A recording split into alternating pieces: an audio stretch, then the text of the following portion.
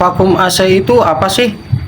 Terus bagus menggunakan mesin vakum AC atau manual dalam proses vakum AC? Jadi menurut saya pribadi, vakum AC manual atau menggunakan mesin itu tujuannya sama ya, yaitu untuk membuang udara yang terjebak di dalam sebuah sistem sirkulasi freon pada saat pemasangan atau perbaikan dalam sebuah AC. Jadi jangan beranggapan vakum menggunakan mesin vakum AC lebih bagus. Ya, kita juga jangan membrainwash ya atau mencuci otak user dalam membuat konten seolah-olah menggunakan mesin vakum lebih bagus. Kalau kita melakukan hal seperti itu dalam membuat konten, ya, kasihan para suhu senior yang mungkin dia lebih percaya vakum AC secara manual dibanding menggunakan alat. Jadi seolah-olah nih ya, user menganggap kerjaan mereka nggak bagus, kerjaan mereka nggak profesional. Padahal tujuannya sama, membuang udara yang terjebak pada sistem sirkulasi freon pada saat pemasangan maupun setelah perbaikan pada sebuah AC ya. Jadi mengapa saya bilang demikian? Contoh begini, walaupun dengan menggunakan alat vakum kita bisa mendeteksi ada atau tidaknya kebocoran dalam sebuah instalasi AC. Tapi saya yakin kalau teknisi sepuh ya atau yang udah senior banget lah di dunia AC, pasti tahu dia ada atau tidaknya kebocoran dalam sebuah instalasi AC ya, karena mereka pasti lebih pengalaman ya, karena udah capek lah di dunia AC ya. Dan dia lebih mementingkan biaya hidup dibandingkan membeli sebuah mesin vakum AC ya, karena jam terbang dia yang lebih tinggi, dia pasti tahulah apa yang harus dilakukan dalam proses vakum atau mengecek kebocoran atau tidaknya setelah instalasi atau perbaikan pada sebuah AC. Oke, kita kembali ya ke topik pembahasan. Mengapa penting sekali ya membuang udara yang terjebak dalam sistem sirkulasi freon ya? Karena udara yang terjebak dalam suatu ruangan, bisa kita katakan dalam sebuah tabung ya, ketika udara itu terkompresi atau berada dalam ruangan tertutup, itu terjadi yang namanya proses penguapan. Karena apa? Ya, jadi dalam ruangan tertutup pasti suhu ruangan akan lebih tinggi.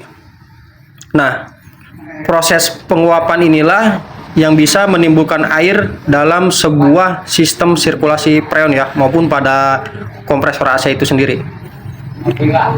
Air inilah yang menyebabkan komponen pada AC cepat rusak ya, komponen yang dilalui freon ya. Karena yang pertama, air itu salah satu penyebab sebuah logam bisa korosi atau karatan ya. Dan yang kedua, apabila air bercampur dengan oli di dalam kompresor ya, dan tercampur karena proses rotasi mesin, kompresor akan oli dan bercampur dengan oli mesin ya, air yang bercampur dengan oli itu akan menjadi lumpur. Ya, tentunya akan membuat sebuah kompresor AC jadi cepat rusak. Ya, jadi seperti dilihat nih pada kompresor angin ini ya. Nah, pada kompresor angin ini, udara yang terkumpul di dalam tabung kompresor ya dan didiamkan beberapa lama, maka ada air pada tabung kompresor angin tersebut ya. Makanya pada kompresor angin dipasang filter biasanya ya. Nah, dipasang filter seperti ini nih sebelum menuju selang. Tujuannya agar angin tidak terbawa saat angin dihembuskan pada sebuah benda ya. Nah, Jadi itulah ya mengapa pentingnya kita memvakum instalasi sebuah AC ya setelah pemasangan atau setelah perbaikan. Ya. Mungkin itu penjelasan singkat dari saya dan semoga memberikan informasi ya, dan informasi ini bukan saya sebagai ahli ya, saya ngasih informasi ini bukan saya sebagai ahli, saya masih banyak belajar dan kita hormatilah ya para senior atau suhu ya yang sudah makan asam garam di dunia AC ya. Jangan kita sombong ketika kita merasa punya ilmu, merasa hebat ya. Nggak ada di dunia ini yang hebat ya, dan nggak ada yang sempurna, cuma rokok sampurna. Dan jangan juga ketika kita sudah menghasilkan uang dari tanpa servis AC, kita menjelekkan profesi kita sebelumnya ya, menjelekkan teman-teman kita yang seprofesi sebelumnya. Jangan membuat stigma atau menggiring opini seolah-olah sebagian besar teknisi AC itu nipu. Enggak ya, banyak kok teknisi AC yang jujur ya.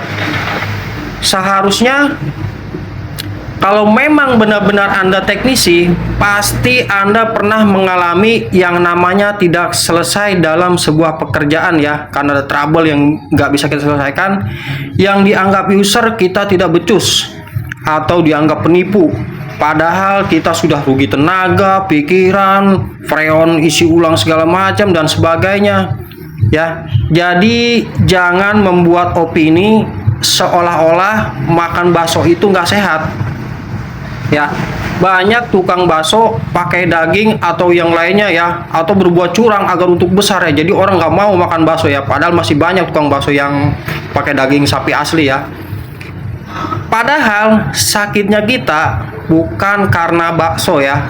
Mungkin sakitnya kita karena rusaknya hati kita, selalu berprasangka buruk, dan mungkin itu dari orang yang teraniaya atau merasa teraniaya oleh kita, sehingga dia mendoakan kita yang tidak-tidak, karena mayoritas sakit itu berasal dari pikiran kita. Oke, mungkin itu saja ya video dari saya, semoga bermanfaat. Apabila video ini bermanfaat, silakan share dan dukung channel ini ya, agar tetap berkembang dan membuat video-video lainnya yang mudah-mudahan bermanfaat buat kita semua ya. Oke, mungkin itu saja. Salam dingin dari Agung Makmur Teknik. Wassalamualaikum warahmatullahi wabarakatuh.